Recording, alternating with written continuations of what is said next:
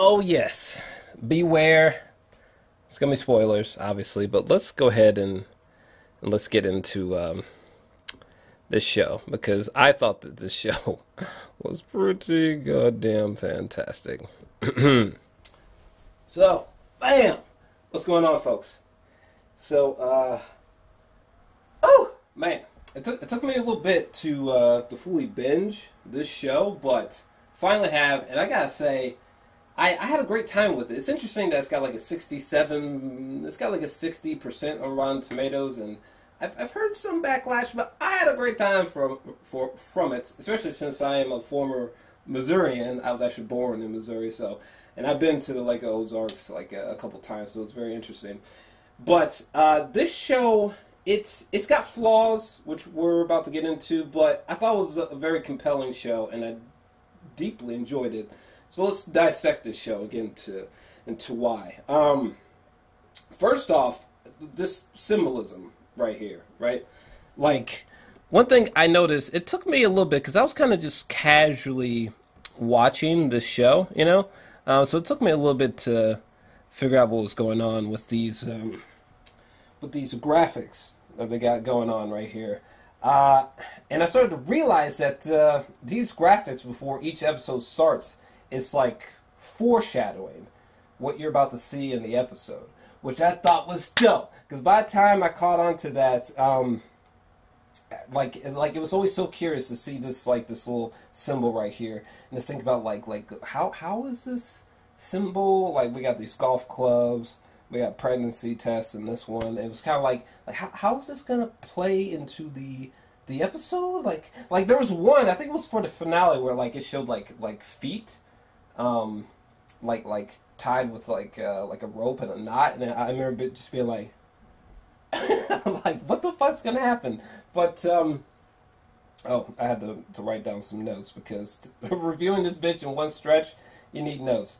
But I love that the show, but I just love this foreshadowing bit that they have here. I thought that was not only distinctive and unique, but it made the episodes that much more kind of intense with the foreshadowing. This is a fitting first image period to Ozark, despite the fact that most of it was actually not shot in the Ozarks. But we get this great opening voiceover from Jason Bateman as Marty Bird. Is that his name? Yeah, Marty. Marty Bird. Let's start with him, with fucking Jason goddamn Bateman. Because ever since I saw Joel Edgerton's The Gift, I just thought that Jason Bateman is pretty fantastic as a serious actor. You know, he's got some great comedic chops, but in this show, his display of vulnerability, anger, frustration, trying to be witty and clever, you know, Marty's ability to kind of just spout extraordinarily improvised and clever bullshit. I mean, like, there's so many those aspects to Marty's character. Like, Jason Bateman just destroys. He just destroys. I mean, he's so good in this role. He's so convincing. I think that people who come from a comedic background are just fantastic. Could even be exceptional as serious actors. And Jason Bateman just turns in just a compelling, very convincing performance. There was one time where Marty, with the fucking drug cartel, I think his name was Dell, this guy right here. I think this guy right here, the cartel, I think his name is Dell, right? Okay, well, in this sequence, fucking Marty is getting his toenails, like, pulled off. By the way, during that sequence, I don't know, it's like I've seen many violent things, like Tekashi Mike's films, Eli Roth films, I've seen some fucked up shit, Gaspar Noé movies, what are some other but just I've seen some fucked up things, you know. So I'm well versed. Cannibal Holocaust. I'm well versed with fucked up films, you know what I mean. But this sequence where he was pulling this motherfucker's toenails off, I was like, ah! it was so bad. But like Jason Bateman's performance, like like he was so good. He was so good. There was also another moment with Jason Bateman where it was kind of like a flashback when he was first meeting Dell, and this drug cartel just had this dude just fucking strangled just a few feet away, and you could tell like Jason Bateman was like, what the fuck is going on here, you know? Oh my god, you guys remember when the haters of this show can go eat a moldy dick, because I had a great time with this show. What was that one fucked up sequence? I think it was in episode 1 where this bitch just fucking just went just pancakes onto the goddamn street while Marty was walking by. I was like, you know, because I didn't really pay attention to the trailers for this show, and that shit was fucking terrifying. That shit was terrifying. I was like, what the fuck was that? And again, his acting was just phenomenal. Is there any other instances that come to mind before I move on to the other cast? Let me see here. I just thought he was so good. Oh wait, there was one sequence where he was talking to that bald motherfucker. Remember this son of a bitch? This dude right here who got completely fucked by what was the character's name? He's part of the Snells family. I think his name is Jacob. Jacob Snell fucking just flat out murdered him on that porch after telling just such a vivid, deeply metaphorical story, you know? But yeah. Anyway, which sequence was that? Where I think because the bald dude, he was in jail. Here we go. And Marty was talking to him about buying his business, buying the strip club. You know, he was like, hey, I want to buy a strip club. And seriously, Jason Bateman was he was fantastic. Give this man some more serious roles. He was so great. He was so great in this sequence. The way that Jason Bateman was so calm and calculating, and you could tell that he came in there with the intention of, I got this dude. Marty, you got this dude. He's gonna listen. He's gonna try to be like, yeah, just suck my dick, whatever, Marty. But you know what, Marty, you got something for his ass, all right? And he was just so smooth and snarky. I just fucking loved it. His performance in this one moment just had me like, God damn, Marty. I mean, I think you could fucking shit. He's just such a persuasive character, you know? It's like, damn, I think you could persuade Walter White to come into an alliance with you, Marty, you know? And for the record, this whole Breaking Bad comparison, Ozark, Breaking Bad, I get it, but it's not that big of a deal for me. You know? Like when the Alfonso Cuarón's film Gravity came out, I loved Gravity, fucking loved Gravity. But there's many plots that you can compare the plot of Gravity to. Like the concept of Gravity, there's nothing special about it. But the execution of the film is what counts. This show, is it similar to Breaking Bad? Yeah, what the fuck? Very similar. Almost painfully similar at times. But it's the execution of the concept that I care about, not so much the concept itself, because there's no such thing as an original storytelling concept anymore. However, when it comes to the execution of a narrative, that there's endless possibilities. Okay, because every concept for storytelling has been done. It's too late. It's been done. All right. Period. But you know, there's endless executions of concepts and narratives. It'll never end. You know. So that's what I care about. And like, I care about the execution of a narrative. And the execution of the show I thought was very, very good. If I had to think about flaws for this show, I think flaws.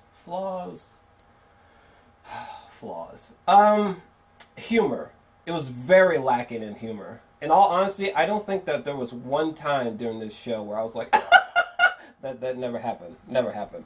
So the show could have hugely benefited from like some kind of deadpan, dry, or just like some, you know, Fight Club level pitch black humor. Like there was just no humor in this show, and I think humor would have went. I am sweating. I think humor would have went a long way for this show. So that was actually a surprisingly big flaw. I think it could have used some humor, not be so fucking serious all the time. My God, this is a serious show.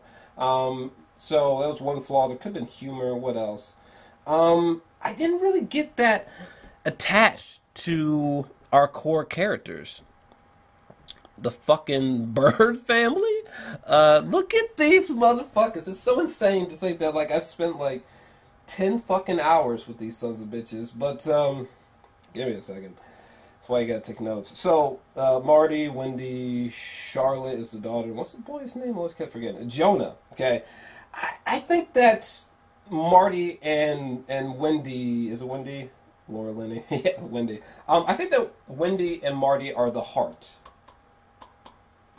It's me simulating the heart. But I think that they're the heart of the show. And everything else kind of pales in comparison. When it comes to me caring emotionally, I don't care about Charlotte. I don't care about Jonah. Even though Jonah is fascinating in a fucked up way. Like, Jonah is like this, he took this path that's like is Jonah like a, like Jeffrey Dahmer? Like, what the fuck is up with this kid? Remember when he was on that deck, messing with the entrails inside that fuck, like he grabbed like a fucking, what was it? Like a rabbit or something. He grabbed some animal carcass. I think it was like a dead wolf or fox or some shit. And Marty was watching from the window. Do you remember that? And watching his son like dig into this dead animal's guts and shit and moving around. And his explanation as to why he was doing that was so fucking weird. And then Jonah had this weird fascination with like animals that was just so fucking strange. Oh my God, that shit was so weird. It was so weird. So I was intrigued by Jonah, but I never felt something. You know, if he had gotten sniped, you know, 3 episodes in, I would have been, God damn, that's unfortunate. But I wouldn't have had like an emotional, you know. Charlotte, I'll be honest with you. I think Charlotte is a person that I cared about the least on the show. Every time Charlotte was on the screen, I was just like, why are you in this story? Do you know why you're in this story?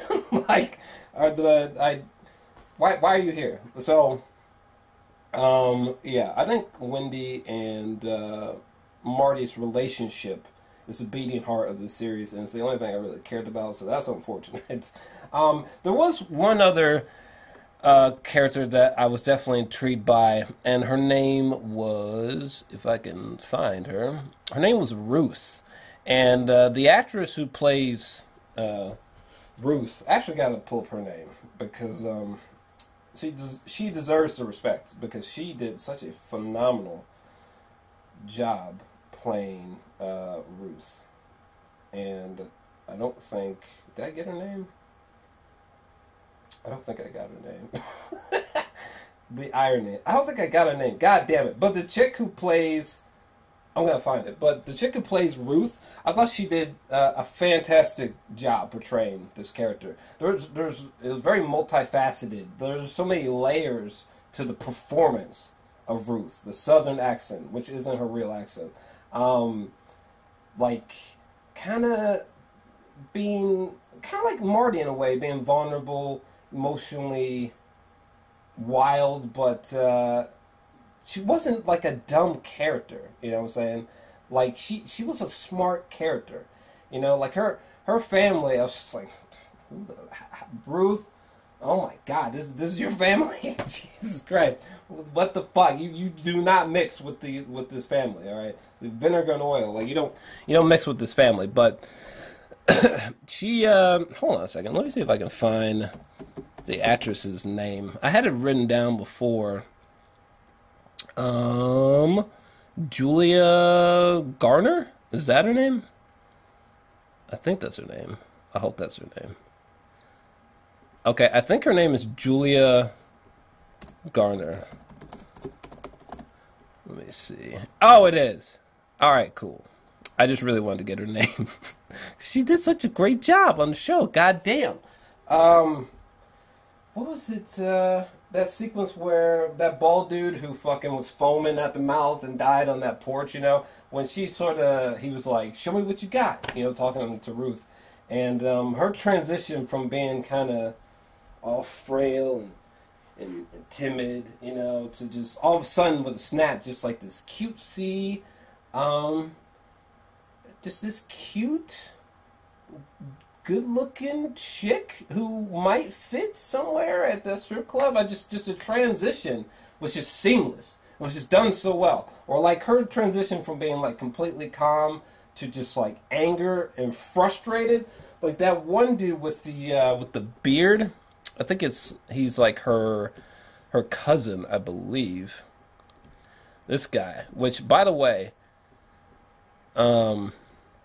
for someone where most of the time he's just got a giant fucking beard, I thought he did a pretty phenomenal job acting. Hold on a second, my computer decided to wig out. This guy right here, which I know I have his name. His name is Russ Langmore, who is the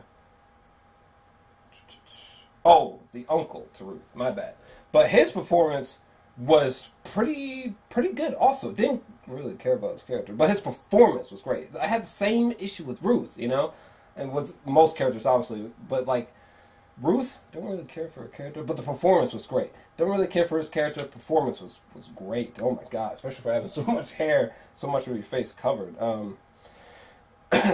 Where the hell was I going with that? Oh yeah, when he's trying to get that confession out of Ruth, you know, and the second time that he tried to get a confession out of Ruth, and Ruth, like, she kind of noticed, you know, and like her transition from being like confused, like, why are you acting so strange, to like fucking pissed off and almost like ferociously so. Like, you know what? I don't even know what you're talking about.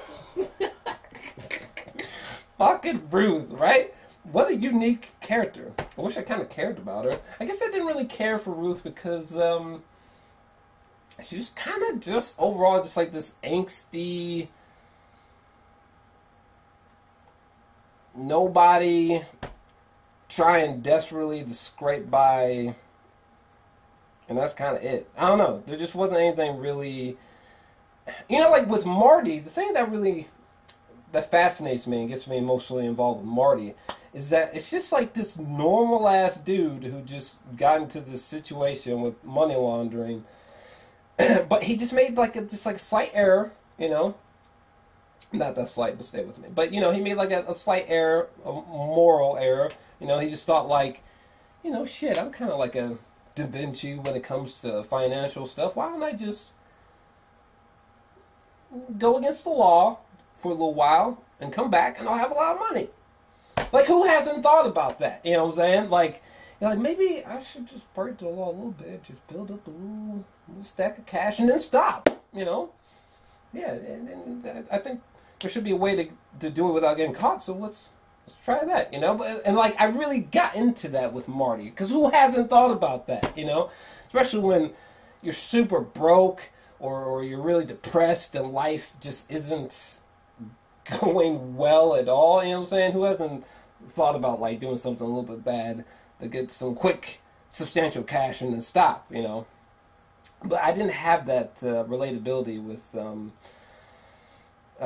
Ruth, but great performance, or with this guy, but great performance. And then the cop, the FBI agent who was sleeping with this dude, using him as like a hidden intel to get close to Marty. What was his name? Roy? No, why can't I say that name? Roy Petty, played by Jason Butler Harner. The gay FBI agent. He was good. He also had a good performance. Didn't care about his character, but great performance.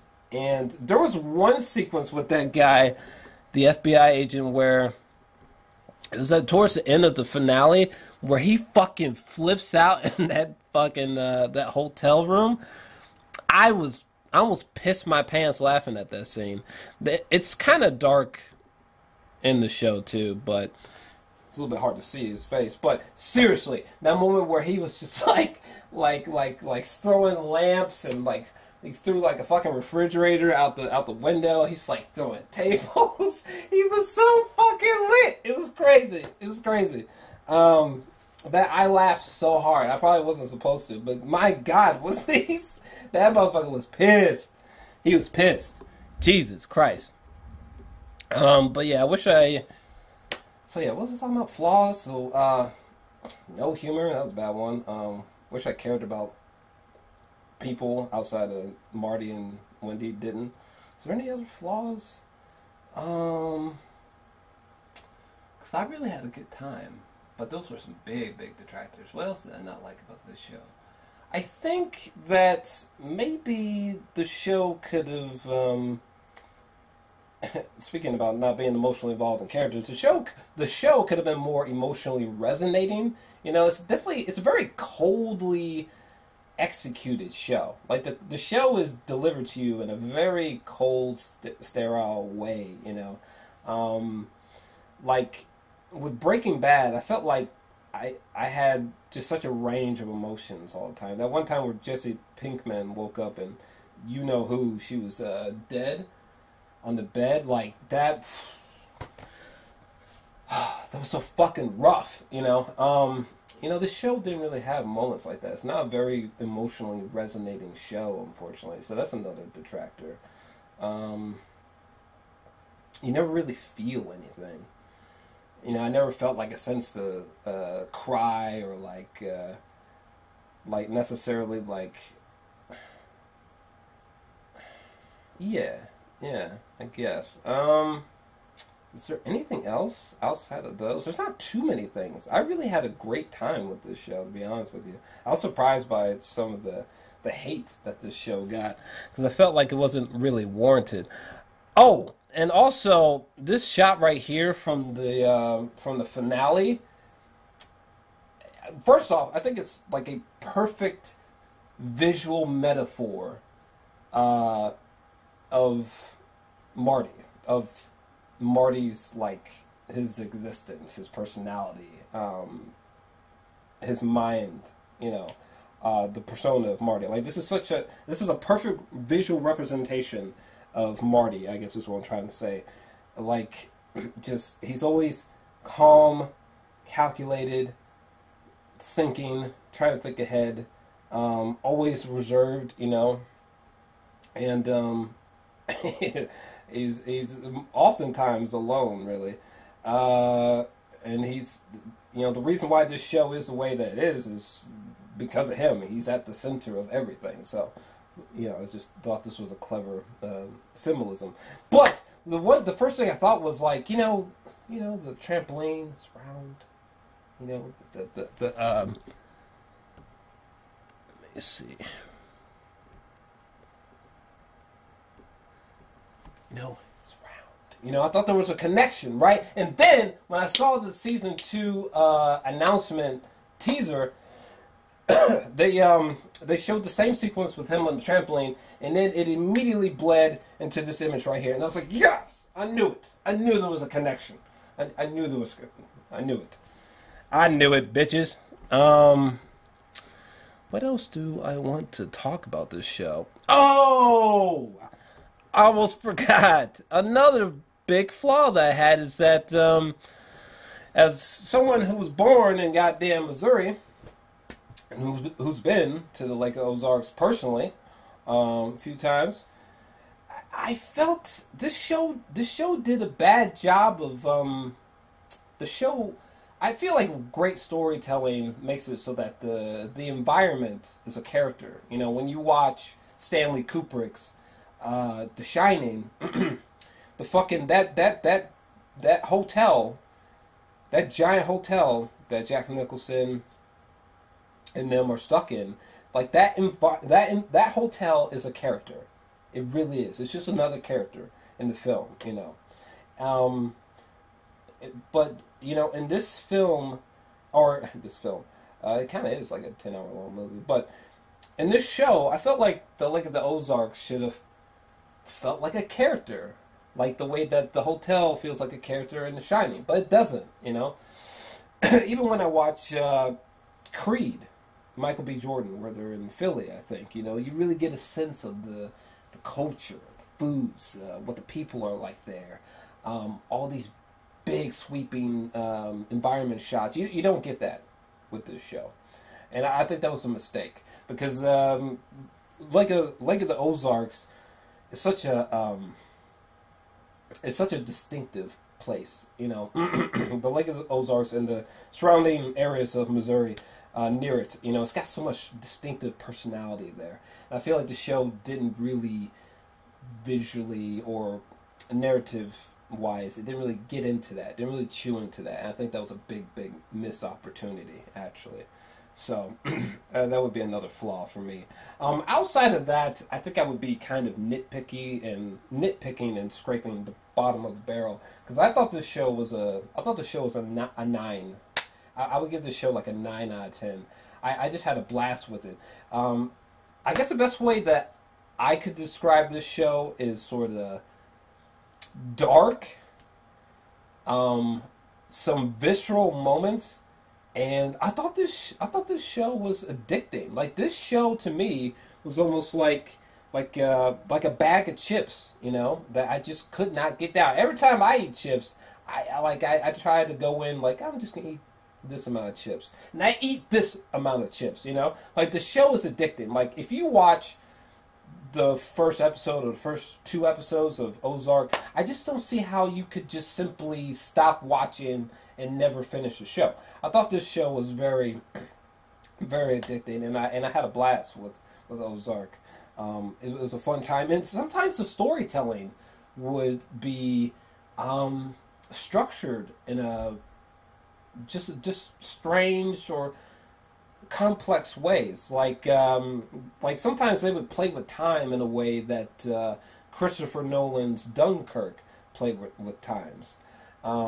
With time in general, because actually, let me pull up the show here. I gotta take the window off for this, or else I gotta take off the window, or else they're gonna ding my ass with copyright bullshit. But I think it was maybe in the finale, because sometimes like they would have a flash forward event play after a present day event. You know what I'm saying? Like they would play with time a little bit like that towards the back half of the season, which I thought was really fucking cool. I'm trying to see if I can find me a quick example. It's funny. I was meaning to write this positive down explaining what they did with time, but I didn't. But shit, it's gonna take me too long to find what I'm looking for. But either way, I thought that was really cool. Oh my god, do you remember when fucking Dell got fucking shot in the face? Jesus Christ. In the finale, I know I got image of that. That shit was fucking wild. What was that? What was it? Jacob? The fucking Snell family. I hope that they get more into like the history and the background and just how they operate, the Snells, because those are some fascinating almost hillbilly sons of bitches.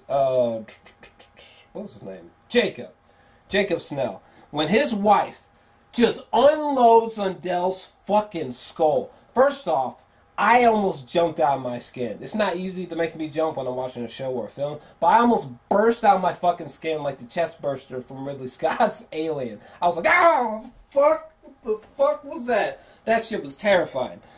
Just blew his fucking day to shit. And I thought that was a great moment because it just reminded me that or reminded you as well that the Snells they're way more powerful than we all previously thought. I knew that they were dangerous, but I always thought that this character right here, him and his people were far more superior. But after this moment, I was like, damn, what the Snells are actually potentially more dangerous, you know? And I'm really curious to know who this guy's boss is, and what that boss is going to do when he comes down there to figure out what the fuck's going on. That'll be really, really interesting for sure. I thought the show left off at a great place with the children and Wendy coming home, surprising Marty as he gets off the trampoline. The finale does a great job of setting up season 2, which I'm really glad that's coming. But yeah, that was just a holy shit fucking moment when that dude's fucking dome got blown the fuck off. Oh wait, did I have my box off when I did that? I think I did. Whoops. In case...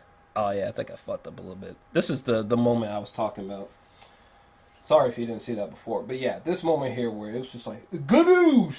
Like, this moment right here almost reminded me of the scene from House of Cards. Ooh, I probably shouldn't say that.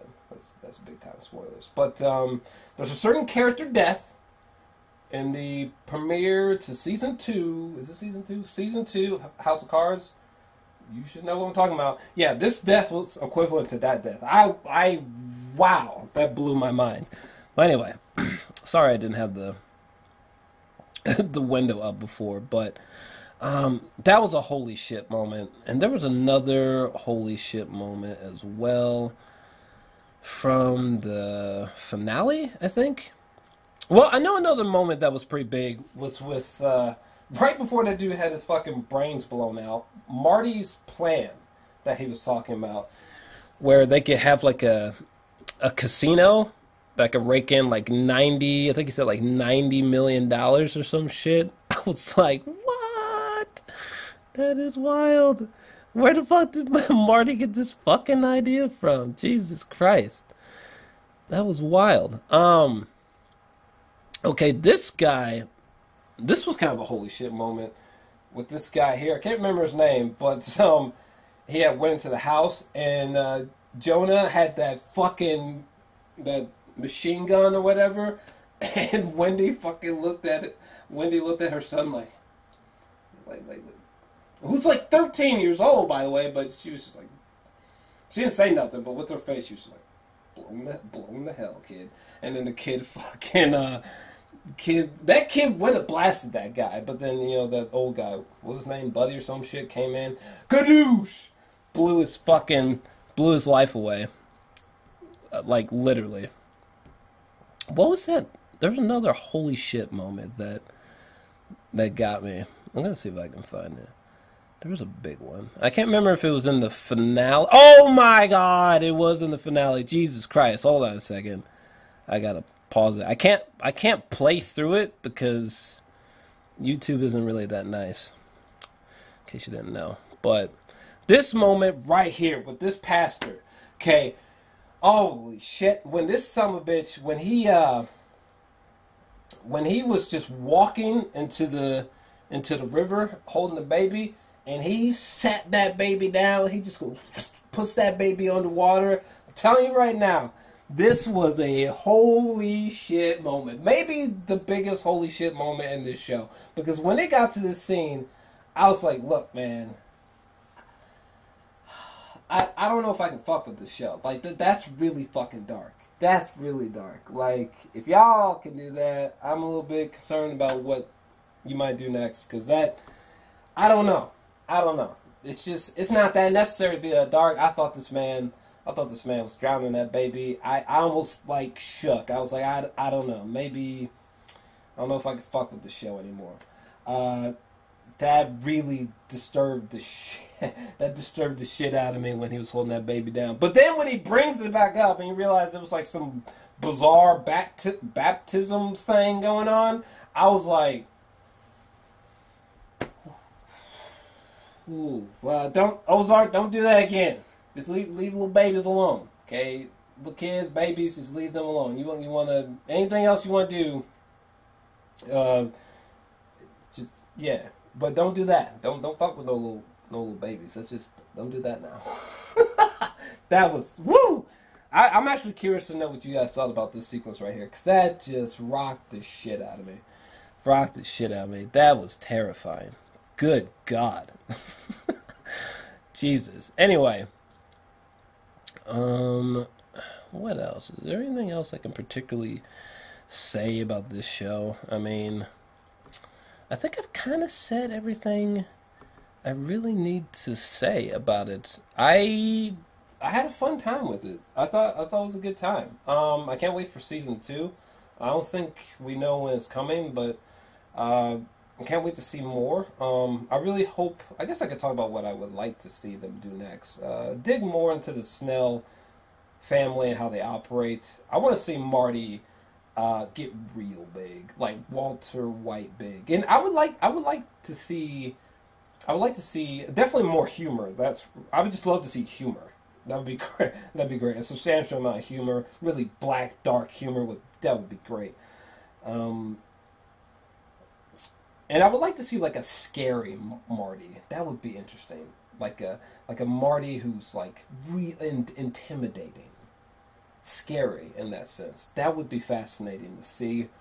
I think seeing the family embrace this lifestyle with a warm embrace would be fascinating to see. I'm really curious to see where they're going with Jonah. I think it's a weird narrative route, but I would like to see them explore this kind of psychotic side of Jonah, especially with the dead animals thing. That could get to some weird fucking places. And I would like to see some more complex storytelling, complex execution of the narrative overall. I would like to see that. Get more complicated, make me think, really make me think. Don't make it easy on me. But, yeah, honestly, I'm feeling like a 9. Feeling like Jesus Christ, it was time for Game of Thrones. I'm feeling like a 9 out of 10 for this show. I just had a fucking blast with this show. Yeah, so I'm feeling a 9 out of 10. But what do you guys think about this show? What did you love about it? What did you hate about it? Let me know your thoughts down below. I think that's kind of all I got to say about the show. I really enjoyed it. But let me know your thoughts down below. Definitely make sure to smash that like button. Subscribe as well. How long have we been going on this bitch? 37 minutes? Yeah, it's time to pull out. Time to engage the withdrawal method. Got some other videos to edit. And, Game of Thrones. But, yeah. Like, subscribe, all that shit. I'm out. Damn.